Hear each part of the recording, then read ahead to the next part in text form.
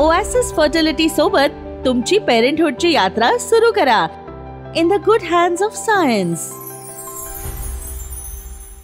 आपण बघितलं की कशा पद्धतीने नीचतेची पातळी, अतिशय नीच प्रकारची पातळी ही या ठिकाणी काँग्रेस पक्षाने गाठली आहे। खरं तर निवडणुकीमध्ये आम्ही काय केलं आणि आम्ही काय करणार आहोत याच्याबद्दल बोललं जातं, परंतु काँग्रेसला आरजेडीला त्यांचा पराभव आत्ताच दिसायला लागलाय आणि त्यामुळे अतिशय घटिया नीचतेची पातळी ही काँग्रेस आणि आरजेडीने गाठली आहे। याच्या आधी सुद्धा आपण बघितलं असेल, एका व्यासपीठावरून देशाचे सन्माननीय प्रधानमंत्री यांच्या आईसाठी अपशब्द वापरले गेले।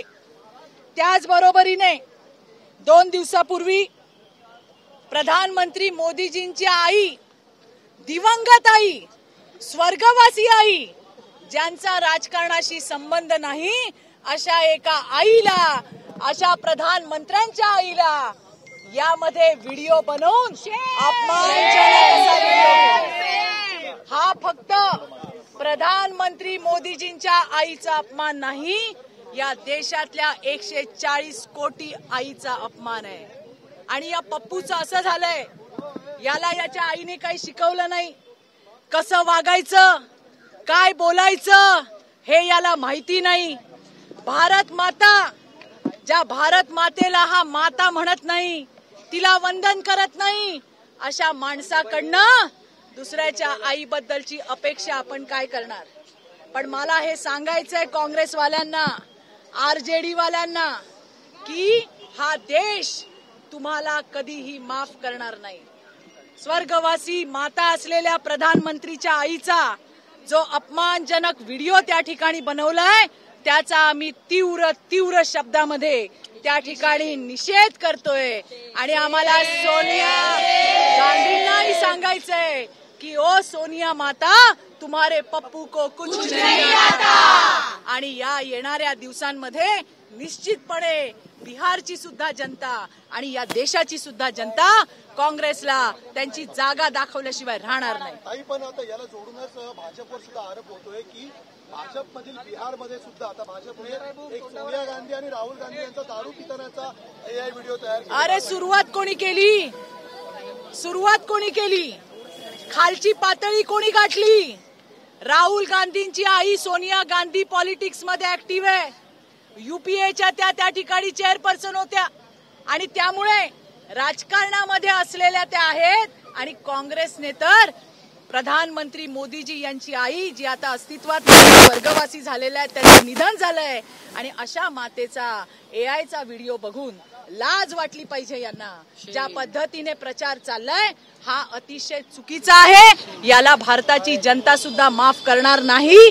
आणि स्वतः बिहार तर सीते मातेची भूमी आहे आणि हा सीता मातेचा मातृत्वाचा अपमान आहे आणि ते यांना इलेक्शन मध्ये दाखवल्याशिवाय राहणार नाहीत, हा मला विश्वास आहे। ठाकरेंकडून सिंदूर आंदोलन करण्यात येत आहे, त्या आंदोलनाकडे अरे मला सांगा, हे उबाठावाले ज्यांनी सैनिकांच्या शौर्यावरती सुद्धा संशय व्यक्त केला, अरे जात विचारून मारलं ना लोकांना, काय विचारलं, काय सांगितलं दहशतवाद्यांनी, हिंदू आहात का तुम्ही?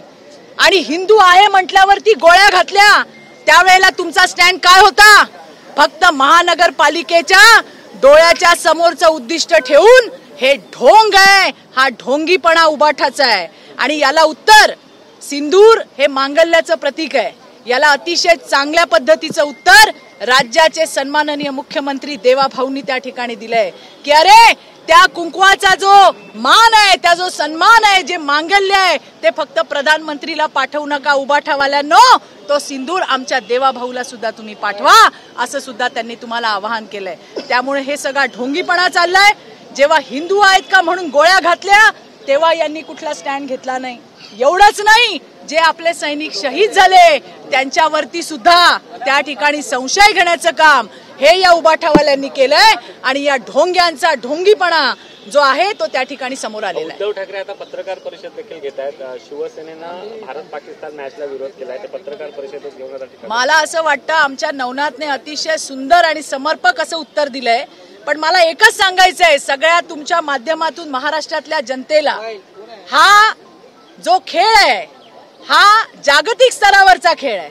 ना पाकिस्तानची लोक आपल्या भूमीमध्ये पाय ठेवणार, ना आपली लोक त्यांच्या भूमीमध्ये पाय ठेवणार.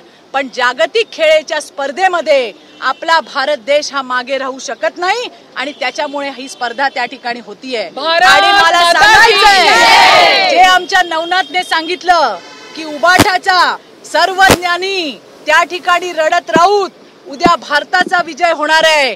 त्यावेळेला निश्चितपणे तुमच्या घराच्या समोर, मातोश्रीच्या समोर, सामनाच्या समोर फटाक्याच्या लढी लावायला मात्र विसरू नका, हे तुम्हाला सांगते. आणि नसेल तर आम्हाला सांगा, आम्ही तुम्हाला फटाके आणून देऊ आणि भारताचा आनंदोत्सव त्या ठिकाणी साजरा करू. दुसरीकडे लाडक्या बहिणीचे जे पैसे आहेत त्याच्याकडून मतं विकत घेतली जात आहेत असं देखील आता आरोप होताना पाहायला. लाडक्या बहिणींचा संजय राऊतांनी अपमान केला.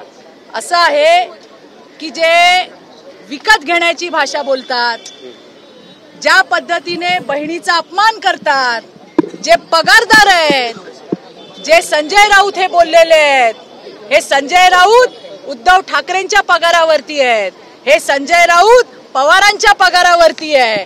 त्याच्यामुळे पगारावर असणाऱ्या लोकांनी त्याच्या अवकातीत बोललं पाहिजे असं मला त्या ठिकाणी वाटतंय. आणि राहिला प्रश्न लाडक्या बहिणींचा, तर लाडक्या बहिणींचा कशा पद्धतीने माझ्या सगळ्या लाडक्या बहिणींनाही सांगायचंय महाराष्ट्रातल्या, तुम्हाला जे देवा भाऊच्या माध्यमातून, महायुती सरकारच्या माध्यमातून आपल्याला जे 1,500 रुपये दर महिन्याला मिळतात ते मिळू नये म्हणून हे सगळे आपले सावत्र भाऊ आणि काही आपल्या सावत्र बहिणी यांनी कोर्टात याचिका दाखल केली होती.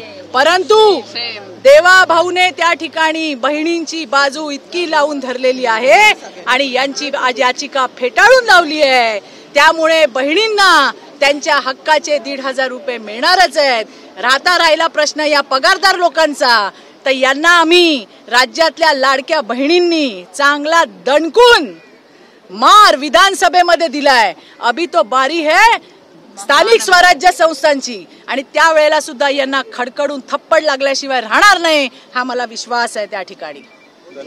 चला, माताजी का ये अपमान नहीं सहेगा हिंदुस्तान, माताजी का ये अपमान नहीं सहेगा हिंदुस्तान. की सरकारमध्ये सर्व काही आलबेल नाहीये, एकनाथ शिंदेंना दाबण्याचा प्रयत्न केला जातोय मुख्यमंत्र्यांकडून आणि मंत्र्यांच्या उद्या फूट पडले तरी मला आश्चर्य वाटत नाही असं राऊत म्हणताय. याचं सुद्धा उत्तर आमच्या नवनाथने छान दिलंय. या पद्धतीने वैचारिक खून हा संजय राऊतांचा त्या ठिकाणी झालेला आहे. सरकारमध्ये सगळं ऑलवेल आहे, देवाभाऊ सक्षम आहे. अजित दादा आणि शिंदे साहेब यांना घेऊन जायला ज्या पद्धतीने महाराष्ट्र प्रगतीच्या वाटेवर चाललंय, प्रगतीच्या दिशेने चाललंय, आज आपण पाहतोय की कशा पद्धतीने राज्यामध्ये प्रगतीचे वारे वाहत आहेत. हेच कुठेतरी वारे यांना सहन न झाल्यामुळे अशा पद्धतीच्या कुठेतरी वेगळं वळण देणाऱ्या अशा स्टेटमेंट यांच्याकडून येत आहेत. याला महाराष्ट्राची जनता सुद्धा गांभीर्याने घेत नाही. आणि इथे उपस्थित सगळ्या मला मीडियाला सुद्धा सांगायचंय का संजय राऊत 100 दिवस जेलमध्ये राहून आलेला आहे. 103 दिवस कशासाठी गेलं ते विचारा.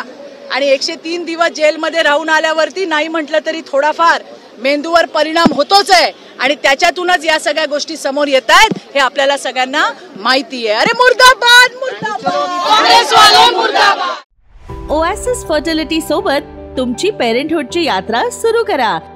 In the good hands of science.